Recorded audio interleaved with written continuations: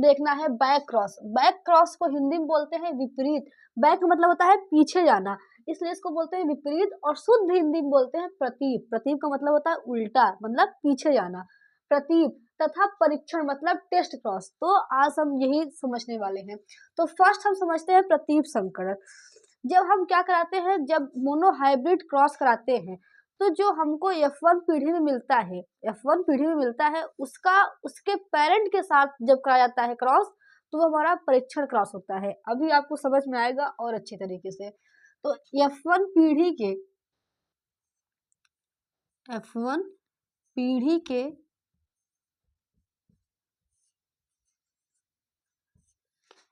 पौधों का उसके जनकीय, जनकीय का मतलब होता है पेरेंटल, जनकीय मतलब पेरेंटल, इसको हम डिनोट करते हैं P से। P पौधों के साथ संकरण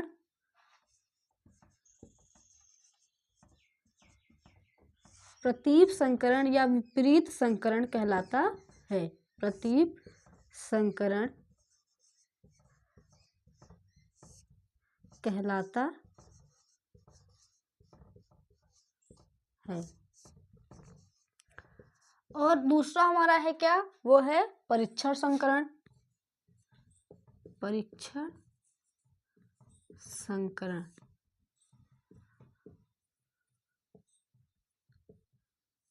संकरण देखिए इसमें क्या होता है, जनकीय हमारे दो होते हैं। एक होता है प्रबल, जिसको हम लोग बोलते हैं डोमिनेंट, और एक होता है अप्रबल या अप्रभावी, जिसको हम लोग बोलते हैं रिसेसिव। हम F1 का या तो प्रबल के साथ कराएं या तो अप्रबल के साथ, दोनों में से किसी एक के साथ कराएं तो वो हमारा क्या होता है, प्रतीप। लेकिन जब हम F1 पीढ़ी का केवल अप्रबल के साथ कराते हैं तो वो हमारा क्या होता है, परीक्षण संकरण होता है। तो F1 पीढ़ी के पौधों का उसके अप्रबल जनकीय, अप्रबल इसे बोलते हैं अप्रभावी, अप्रभावी जनकीय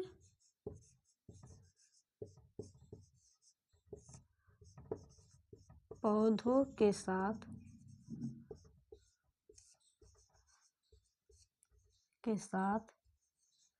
संकरण परीक्षण संकरण कहलाता है। संकरण कहलाता है। देखिए जो परीक्षण संकरण होता है वो जीन रूप को ज्ञात करने के लिए, जीन प्रारूप या जीन रूप, जीन प्रारूप जांच करने के लिए, चेक करने के लिए होता है। और जो बैक क्रॉस होता है वो कारकों की शुद्धता ज्ञात करने के लिए होता है, कारकों की शुद्धता ज्ञात करने के लिए होता है। तो हम कौन सा क्रॉस कराते हैं, मोनो हाइब्रिड क्रॉस। मोनो का मतलब होता है एक, हाइब्रिड मतलब केवल एक कैरेक्टर लिया जाए। जैसे हम लोग क्या लेते हैं, एक लेते हैं जो डोमिनेंट होता है, जिसे हम बोलते हैं लंबापन, एक कैरेक्टर, केवल एक कैरेक्टर लेंगे। और इसका रिसेसिव लेंगे स्मॉल टी, जिससे ये होता है हमारा बौना। ये क्या होता है, बौना होता है। अब इसमें हम क्या बनाएंगे, इसके गैमीट बनाएंगे, ये बनेंगे टी और टी। इसके भी गैमीट बनेंगे दो, स्मॉल टी और स्मॉल टी। अब हम क्या कराएंगे, इन दोनों का क्रॉस कराएंगे। तो दोनों देखिए सेम सेम है तो हम एक ही कराते हैं। तो ये हमारा क्या बनेगा, कैपिटल टी और स्मॉल टी। तो देखिए कैपिटल टी और स्मॉल टी है तो दिखेगा कैसा, दिखेगा ये लंबा दिखेगा, दिखेगा ये लंबा दिखेगा। और ये जो हमको मिल रहा है ये कैसा मिल रहा है, ये हमारा है F1 पीढ़ी है। कैसी पीढ़ी है? F1 पीढ़ी है। और ये हम लोगों ने जो लिया है ये हमारा कौन से है? पेरेंटल है, पेरेंटल है, जनकीय, जनकीय पौधे हैं। तो ये दो प्रकार के गैमीट बनाते हैं और जब गैमीट का क्रॉस होता है तो हमारे F1 पीढ़ी मिलती है जो लंबापन दिखाता है। तो देखिए हमने पहले लिखा है विपरीत संकरण। तो F1 पीढ़ी के पौधों का उसके जनकीय पौधों के साथ, चाहे हम इसके साथ कराएं या इसके साथ कराएं, दोनों के साथ किसी में से एक के साथ कराएं तो वो हमारा क्या होता है? प्रतीप संकरण होता है। लेकिन F1 पीढ़ी का केवल उसके अप्रबल जनकी के साथ जब कराते हैं, किसके साथ? अप्रबल के साथ कराते हैं, तो वो क्या होता है हमारा? वो होता है परीक्षण संकरण। इसीलिए कहता है कि आल, एक स्टेटमेंट है कि all test cross is back cross. जो सभी टेस्ट क्रॉस होते हैं वो क्या होते हैं? एक प्रकार के बैक क्रॉस होते हैं। ये ट्रू स्टेटमेंट है। और आल, सेकेंड है all back cross is not a test cross. सभी जो बैक क्रॉस होते हैं वो टेस्ट क्रॉस नहीं होते हैं। अगर हम F1 पीढ़ी का उसके डोमिनेंट के साथ कराते हैं तो ये हमारा क्या होगा? टेस्ट क्रॉस नहीं होगा, लेकिन बैक क्रॉस होगा। अब हम इसका T और T का क्या कराएंगे? सेल्फिंग कराएंगे। ऐसे जीन को मेंडल ने क्या बोला था? कारक, जिससे इंग्लिश में बोलते हैं फैक्टर। तो ऐसे जीन या कारक जो अपने आप को समयुग्मजी तथा विषम युग्मजी, देखिए हम शब्द को तोड़ तोड़कर उसका अर्थ समझने का प्रयास करेंगे। जैसे हमने बोला अभी समयुग्मजी, सम का मतलब होता है समान, युग्मजी मतलब युग्मक, जो दोनों युग्मक समान हो वो क्या होते हैं? समयुग्मजी। तो ऐसे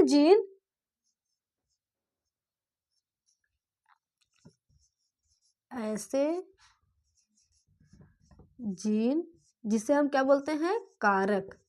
ऐसे जीन या कारक जो अपने आप को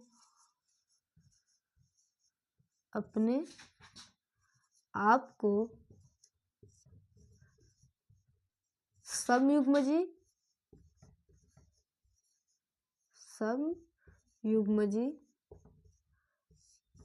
तथा विषम युग्मजी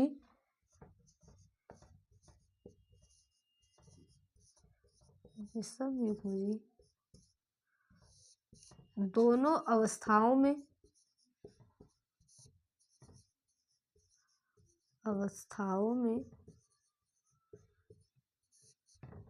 व्यक्त करते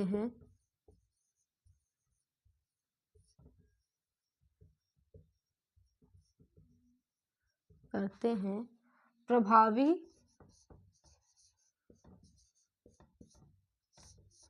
कारक या लक्षण कहलाते हैं।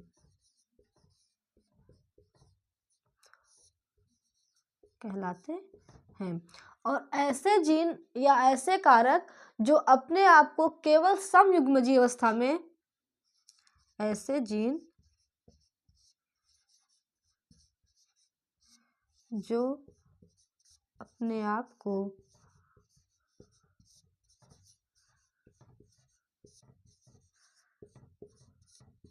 केवल समयुग्मजी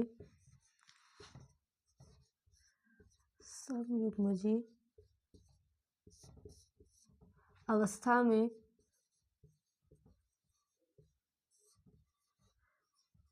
व्यक्त करते हैं वो क्या कहलाते हैं?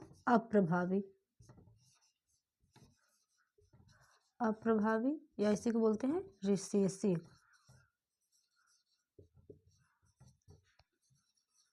कहलाते हैं।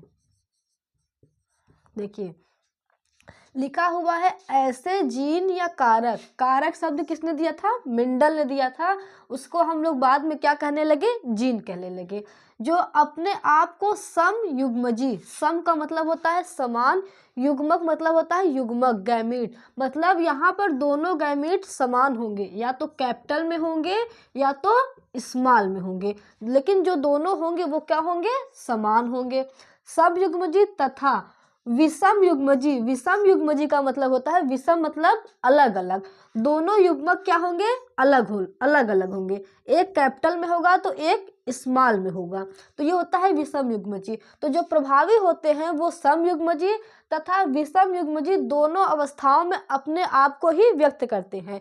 जो यहाँ पर कैपिटल में होगा वो डोमिनेंट कैरेक्टर दिखाएगा, जैसे हम बोल रहे हैं कैपिटल टी, ये किसको दिखाता है, इसका लक्षण होता है लंबेपन का, और जैसे हम बोल रहे हैं स्मॉल टीथ, वो इसका उल्टा दिखाएगा बौनेपन का।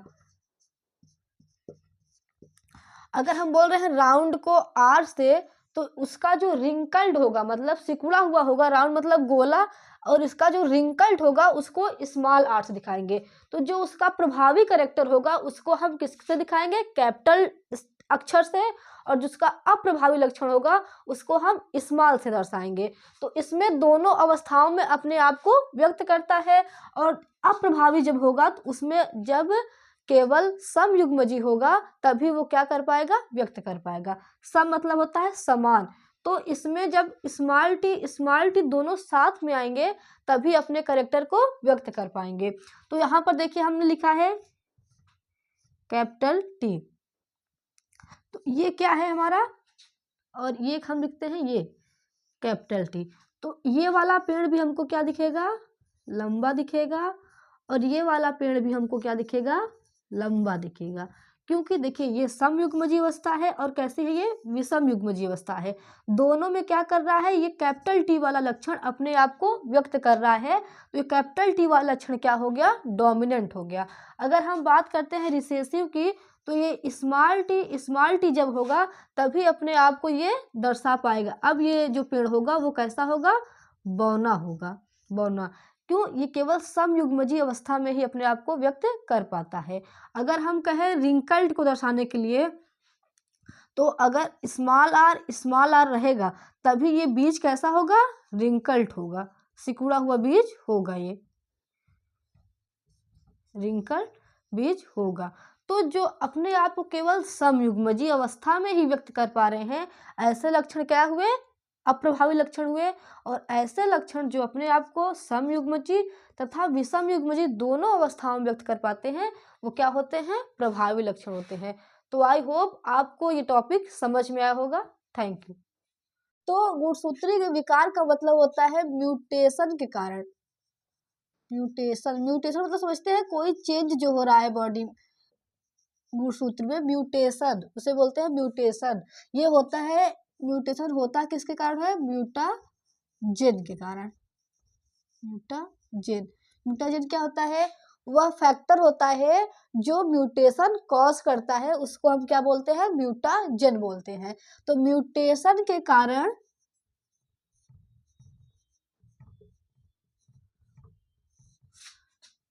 गुणसूत्र के नंबर में, गुणसूत्र के संख्या में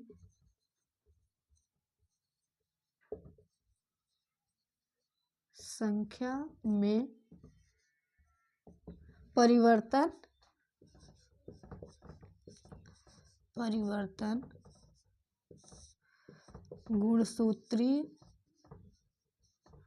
गुणसूत्रीय विकार कहलाता है, विकार कहलाता है। तो गुणसूत्र म्यूटेशन के कारण गुणसूत्र के नंबर में क्या होता है, परिवर्तन, जिसे हम बोलते हैं गुणसूत्रीय विकार या क्रोमोसोमल डिसऑर्डर। देखिए गुणसूत्रीय विकार जो होता है वो दो प्रकार का होता है, एक होता है यूप्लॉइडी,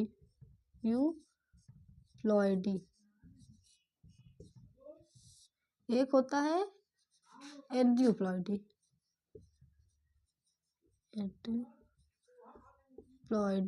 एन्यूप्लॉइडी।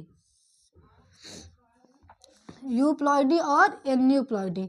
जब क्रोमोसोम के नंबर में एक या एक से अधिक परिवर्तन होता है, क्रोमोसोम के नंबर में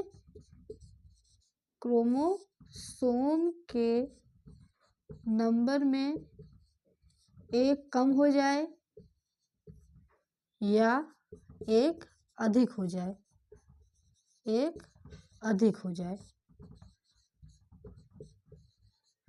जैसे हमारे शरीर में कितने क्रोमोसोम होते हैं? 46 होते हैं, 46 होते हैं और 23 जोड़े होते हैं। तो अगर 46 में एक कम हो जाए मतलब 45 हो जाए, या 46 में एक ऐड हो जाए मतलब 47 हो जाए, तो एक कम होता है। अगर गुणसूत्र में एक कम हो या एक ज़्यादा हो तो ऐसे डिसऑर्डर, इसको क्या बोलते हैं? एन्यूप्लॉइडी बोलते हैं। यूप्लॉइडी जो होता है, अगर क्रोमोसोम का पूरा सेट ही बदल जाए, जैसे 2n है तो 3n हो जाए, 4n हो जाए, पूरा एक सेट ही बदल जाए, तो वो हमारा क्या होता है? यूप्लॉइडी होता है। तो क्रोमोसोम का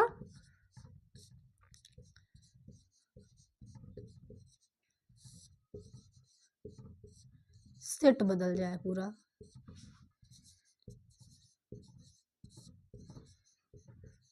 जैसे 2n है तो क्या हो जाए? 3n हो जाए, 4n हो जाए, तो ये क्या होता है? यूप्लॉइडी में आता है। और ये जो होता है, ये डिसऑर्डर जो होता है वो अधिकतर प्लांट में होता है। किसमें होता है? प्लांट में होता है। तो गुणसूत्रीय विकार क्या होता है? क्रोमोसोम के नंबर में परिवर्तन। ये दो प्रकार का होता है, एन्यूप्लॉइडी और यूप्लॉइडी। और क्रोमोसोम जो होता है डिसऑर्डर, वो भी दो प्रकार का होता है।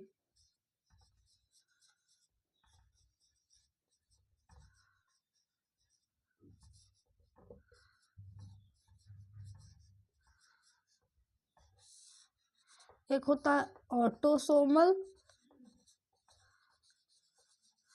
Chromosomal disorder,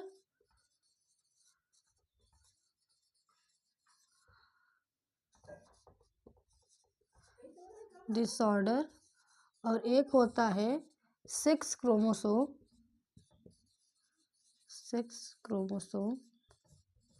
disorder.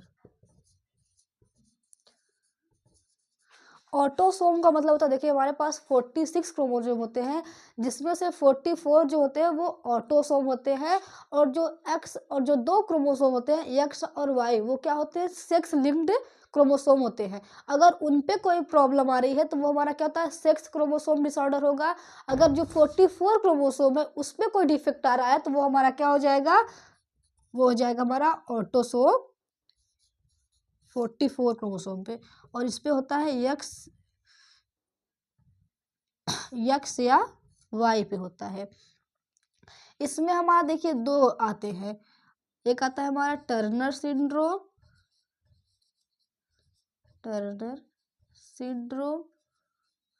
और एक आता है लाइन फिल्टर सिंड्रोम।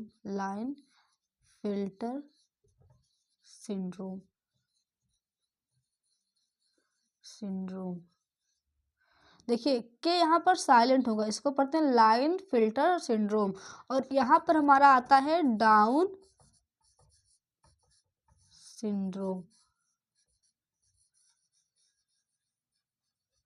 देखिए सिंड्रोम का मतलब पहले क्या था समझते हैं हम। सिंड्रोम का मतलब होता है ग्रुप ऑफ सिम्टम्स मतलब लक्षणों का समूह। मतलब अगर आपको डाउन सिंड्रोम हो रहा है तो आपको केवल एक लक्षण नहीं दिखेंगे, आपको बहुत सारे लक्षण दिखना स्टार्ट हो जाएंगे, इसलिए इसको बोलते हैं सिंड्रोम। तो डाउन सिंड्रोम हमारा क्या होता है? ऑटोसोम में आता है। और लाइन फिल्टर और टर्नर सिंड्रोम किस में आता है? हमारा आता है सेक्स में। सिंड्रोम का मतलब क्या होता है? सिंड्रोम का मतलब होता है ग्रुप ऑफ सिम्टम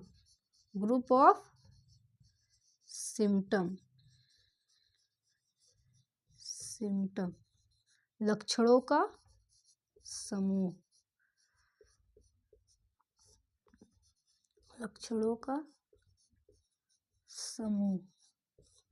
अब देखिए क्रोमोसोम में क्या आ रहा है? एक नंबर बढ़ रहा है और एक नंबर घट रहा है। ये हो क्यों रहा है? ये होता है क्रोमोसोमल नॉन डिसजंक्शन के कारण। क्रोमोसोमल नॉन डिसजंक्शन के कारण, डिसजंक्शन के कारण।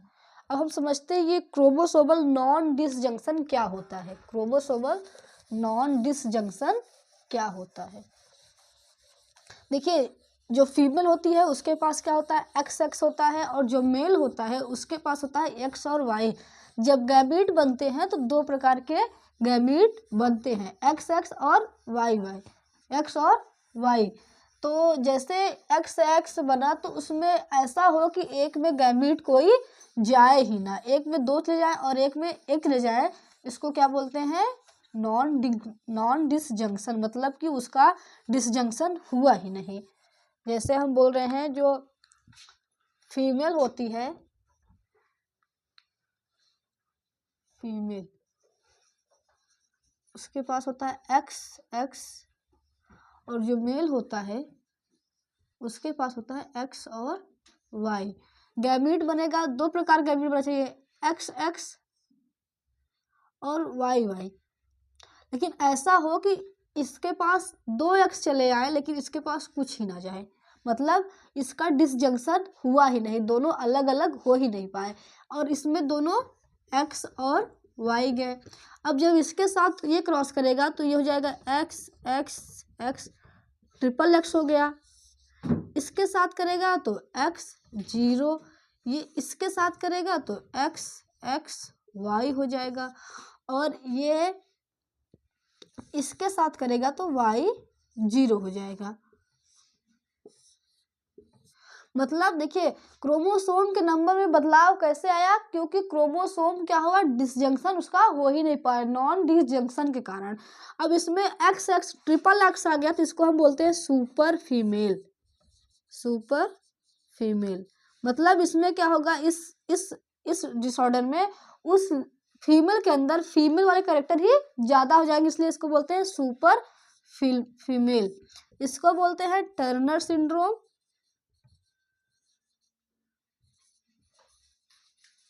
Turner syndrome.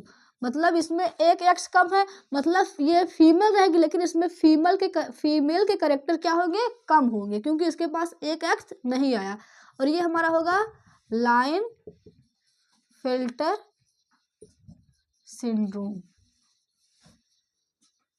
Line filter syndrome. मतलब इसके पास देखिए वाई है तो मतलब ये क्या होगा, मेल होगा, लेकिन इसके पास एक्स क्या है, दो है, डबल है, मतलब इस मेल के पास फीमेल वाले कैरेक्टर ज्यादा होंगे। तो अब हम समझेंगे एक एक करके सिंड्रोम के विषय में कि वो कैसा होता है, इसमें क्या कैरेक्टर उसके स्टिक होते हैं।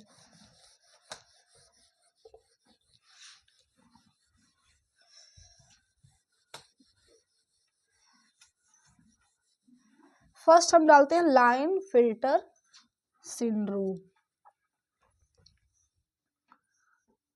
Line filter syndrome, syndrome, line filter syndrome. इसमें क्या होता है, एक्स एक्स और वाई होता है। पहली बात ये मेल होगा कि फीमेल होगा, ये क्या होगा, मेल होगा। मेल क्यों होगा, क्योंकि इसके पास वाई क्रोमोसोम है इसलिए ये क्या होगा, मेल होगा। लेकिन इसके पास डबल एक्स है मतलब दो एक्स है, इसका मतलब है उसके अंदर फीमेल वाले कैरेक्टर ज्यादा होंगे। तो ये कैसा होगा, ये पहली बात तो ये क्या होगा, मेल होगा, मेल होगा। लेकिन क्या होगा, इसमें मोर फेमिनाइन कैरेक्टर होंगे, मोर फेमिनाइन कैरेक्टर होंगे, मोर फेमिनाइन कैरेक्टर। जैसे लो पिच वॉइस होगी, पतली आवाज होगी, low pitch voice, breast development,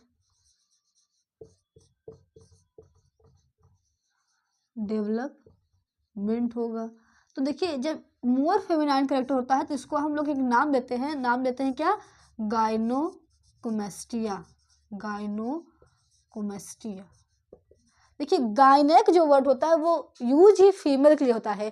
जैसे आप सुनते हैं ना कि फीमेल की डॉक्टर गायनेकोलॉजिस्ट, जैसे बोलते हैं कि फूल के फीमेल पार्ट को बोलते हैं गाइनोसियम। तो गायनेक वर्ड जो होता है वो यूज ही होता है फीमेल के लिए।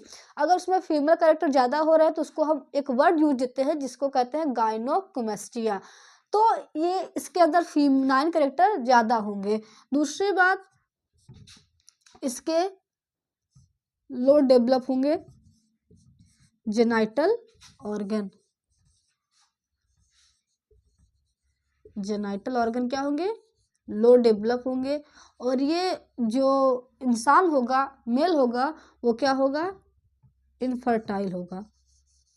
इनफर्टाइल होगा। इनफर्टाइल होगा।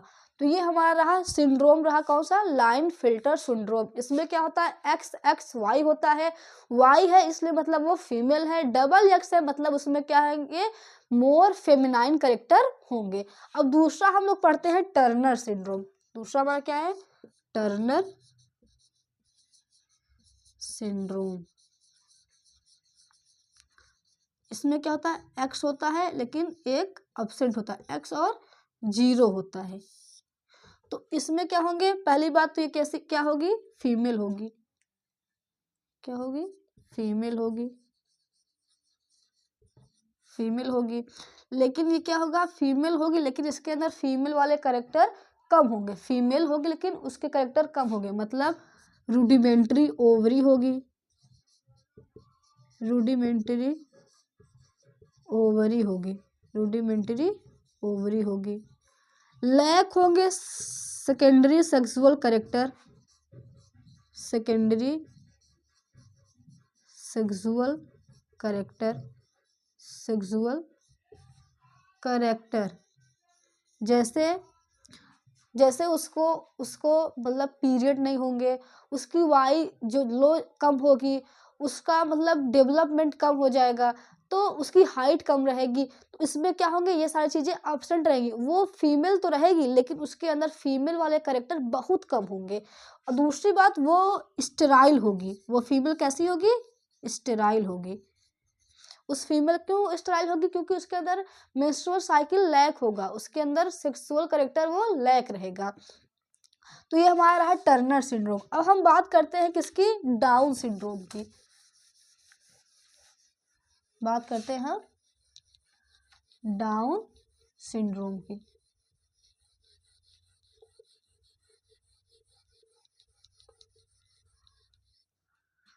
डाउन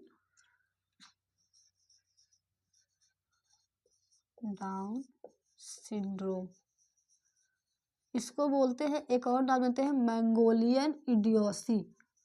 मंगोलियन इडियोसी भी नाम देते हैं। मंगोलियन इडियोसी। डाउन सिंड्रोम होता है, पहला बात तो ये ऑटोसोमल क्रोमोसोमल डिसऑर्डर है। ये होता है 21वें नंबर के ट्राइसोमी से, मतलब जो 21वें नंबर का गुणसूत्र होता है वो 3 हो जाता है। होना चाहिए 2 लेकिन वो हो जाते हैं 3। तो जो 21वें नंबर का हमारा गुणसूत्र होता है उसकी ट्राइसोमी होती है, मतलब 3 हो जाते हैं। ट्राइसोमी, इसको बोलते हैं मंगोलियन इडियोसी। ये जो डिसऑर्डर इसमें होता है उसके उस बच्चे का पहली बार तो आईक्यू लेवल कम होगा। वो मेंटली डिसऑर्डर रहेगा, उसके अंदर उसका मेंटल वर्क इतना काम नहीं करेगा। तो उसका पहली बात लो आईक्यू होगा। लो आईक्यू, इसलिए इसको मंगोलियन इडियोसी बोलते हैं। मेंटली नॉट फिट होगा। मेंटली नॉट फिट या मेंटली डिसऑर्डर होगा उसके अंदर। शॉर्ट हाइट होगी। Short height. Partially open mouth. Partially open mouth. Many loops on fingerprint. Many loops on fingerprint. Fingerprint.